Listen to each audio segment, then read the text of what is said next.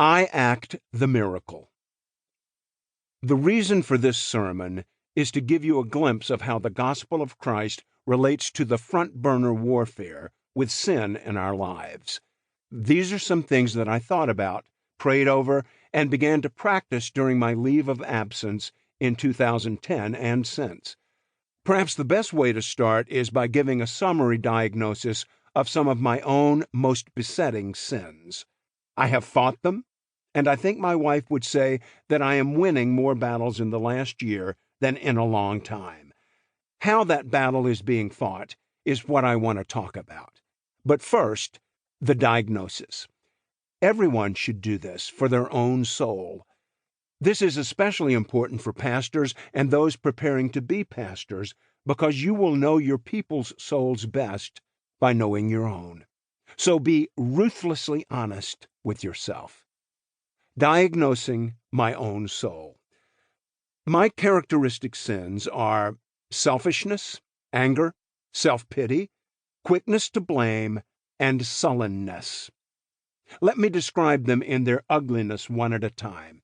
And hear me not as coolly analytical here, but sorrowful and remorseful and thankful for the cross of Christ and for grace. Selfishness is virtually the same as pride and is the deep, broad corruption that is at the bottom of it all. I would give it 6 traits. My selfishness is a reflex to expect to be served. My selfishness is a reflex to feel that I am owed. My selfishness is a reflex to want praise. My selfishness is a reflex to expect that things will go my way. My selfishness is a reflex to feel that I have the right to react negatively to being crossed. And the reason I use the word reflex to describe the traits of selfishness is that there is 0 premeditation. When these responses happen, they are coming from nature, not reflection. They are the marks of original sin. Now, what happens when this selfishness is crossed? Anger, the strong emotional opposition to the obstacle in my way. I tighten up and want to strike out verbally or physically. Self-pity, a desire that others feel my woundedness and admire me for my being mistreated and move to show me some sympathy. Quickness to blame, a reflex to attribute to others the cause of the frustrating situation I am in. Others can feel it in a tone of voice, a look on the face, a sideways query, or an outright accusation. Sullenness, the sinking discouragement, moodiness, hopelessness, unresponsiveness, withdrawn deadness of emotion.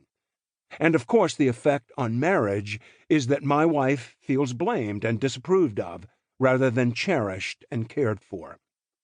Tender emotions start to die. Hope is depleted.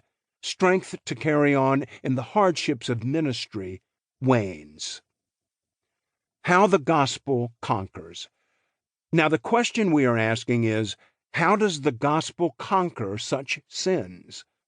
Paul said there is a way of life that is in step with the truth of the gospel. Galatians chapter 2, verse 14. There is a gospel walk. He said there is a manner of life worthy of the gospel. Philippians chapter 1, verse 27. The reason there is a way of life that fits the gospel is that what happened on the cross of Christ not only cancels the sin, ours, and completes the perfection, his, that grounds our justification, but in doing that, also unleashes the power of our sanctification. And the point of this sermon is how that power over our sin is experienced. But before we get there, we must see the wider context to make sure we grasp the way the cross is the key to sanctification as well as justification.